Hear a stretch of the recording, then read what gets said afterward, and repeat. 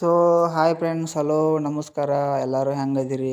ಎಲ್ಲರೂ ಆರಾಮದಿರಿ ಅಂತೇಳಿ ಅನ್ಕೊಂಡು ಇವತ್ತಿನ ಒಂದು ವಿಡಿಯೋನ ಸ್ಟಾರ್ಟ್ ಮಾಡತ್ನು. ಇವತ್ತಿನ ಒಂದು ವಿಡಿಯೋದಾಗ ಒಂದು ಇಂಪಾರ್ಟೆಂಟ್ ಆಗಿರುವಂಥ ಒಂದು ಬೆಸ್ಟ್ ಅಪ್ಡೇಟ್ನ ಈ ಒಂದು ವಿಡಿಯೋದಾಗ ತಿಳಿಸ್ಕೊಡತ್ನು.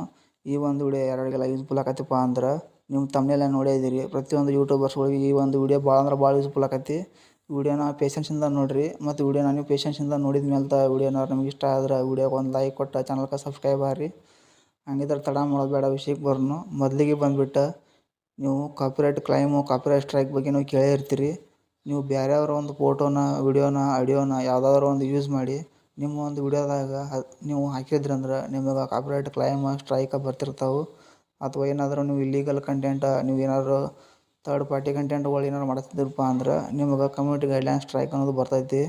ಅಂದರೆ ಇದರಿಂದ ನಾವು ಯಾವ ಥರ ಪಾರಾಗೋದು ಅಂತೇಳಿ ನಾನು ಮೊದಲಿಗೆ ಒಂದು ರೀಸೆಂಟಾಗಿ ವಿಡಿಯೋ ಮಾಡಿ ಹಾಕಿದ್ನಿ. ಅದನ್ನು ನೀವು ಚೆಕ್ಔಟ್ ಮಾಡ್ಕೊರಿ. ಬೇಕಾದ್ರೆ ಅದನ್ನು ಲಿಂಕ್ ನಾನು ಒಂದು ಡಿಸ್ಕ್ರಿಪ್ಷನ್ದಾಗ ನಾನು ಹಾಕಿರೋದನ್ನು ಹಂಗೆ. ಮತ್ತು ಇವತ್ತಿನ ಒಂದು ವಿಡಿಯೋದಾಗ ಅಂಥದ್ದು ಒಂದು ಕಂಟೆಂಟ್ನ ಮಾಡತ್ನು. ಹೆಂಗಪ್ಪ ಅಂದ್ರೆ, ನೀವು ಕಾಪಿರೈಟ್ ಸ್ಟ್ರೈಕ್ ಮತ್ತು ಕ್ಲೈಮ್ ಬಂದರೆ ಯಾವ ಥರ ನಾವು ತಪ್ಪಿಸ್ಬೋದು ಅಂತೇಳಿ ಮೊದಲಿಗೆ ನೀವು ತಿಳ್ಕೊಂಬಿಡ್ರಿ.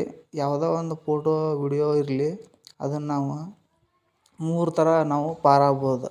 ಅದರೊಳಗೆ ಒಂದನೇದು 15 ಸೆಕೆಂಡ್ ಮ್ಯಾಲೆ ಯಾವುದೋ ಒಂದು ಫೋಟೋ ಇರಲಿ, ಯಾವುದೋ ಒಂದು ವಿಡಿಯೋ ಇರಲಿ ನಾವು ಯೂಸ್ ಮಾಡಿರಬಾರ್ದು. ಅದು ಯೂಟ್ಯೂಬ್ನಾಗ ರೂಲ್ಸ್ ಐತದ. ನೀವು 15 ಸೆಕೆಂಡ್ ಮ್ಯಾಲೆ ಅಂದ್ರೆ 10 ಸೆಕೆಂಡ್ ತಿಳ್ಕೊರಿ. 15 ಸೆಕೆಂಡ್ ಬೇಡ, 10 ಸೆಕೆಂಡ್ ಅಂದ್ರೆ ಯೂಟ್ಯೂಬ್ ರೂಲ್ಸ್ 15 ಸೆಕೆಂಡ್ ಐತಿ. ನಾವು 10 ಸೆಕೆಂಡ್ ಹಿಡೀನು. 10 ಸೆಕೆಂಡ್ ಮ್ಯಾಲೆ ನಾವು ಯಾವುದೋ ಒಂದು ಫೋಟೋ ಮತ್ತು ವಿಡಿಯೋನ ಯೂಸ್ ಮಾಡಿರಬಾರ್ದು.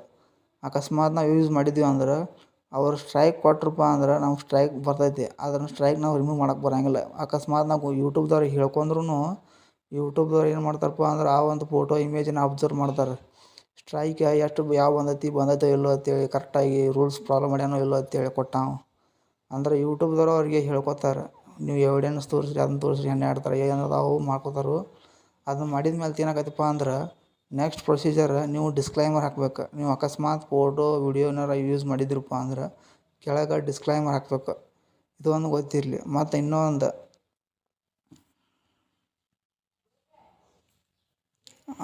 ಇನ್ನೊಂದು, ನೀವು ಪೂರ್ತಿಯಾಗಿ ವಿಡಿಯೋಗಳನ್ನ ಅಪ್ಲೋಡ್ ಮಾಡೋಕ್ಕೆ ಹೋಗಬೇಡ್ರಿ.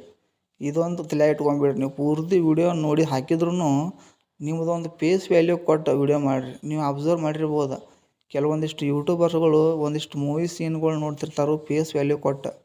ಅಂದ್ರೆ ವಿಡಿಯೋಗಳು ನೋಡ್ಕೊತಾನೆ ಫೇಸ್ ಕೊಟ್ಟರೆ ನಾವು ವಿಡಿಯೋಗಳು ಮಾಡ್ತಿರ್ತಾರೆ. ಆ ಥರ ಮಾಡಿದ್ರೆ ನಡಿತೈತಿ. ಅಂದ್ರೆ ಅದು ನಿಮ್ಮ ಒಂದು ಫೇಸ್ ವ್ಯಾಲ್ಯೂಗೆ ಲೆಕ್ಕ ಹಾಕ್ತೈತಿ. ಅಂದ್ರೆ ಅದನ್ನು ನೋಡಿ ನಿಮ್ದು ಏನು ಮಾಡ್ತಾರಪ್ಪ ಮಾನಿಟೈಸೇಷನ್ ಆನ್ ಮಾಡೋ ಚಾನ್ಸಸ್ ಭಾಳ ಇರ್ತಾವೆ. ಏನೂ ಪ್ರಾಬ್ಲಮ್ ಬರೋಂಗಿಲ್ಲ. ನೀವು ಬೇಕಾದ್ರೆ ಆ ಥರನೂ ಟ್ರೈ ಮಾಡ್ಬೋದು.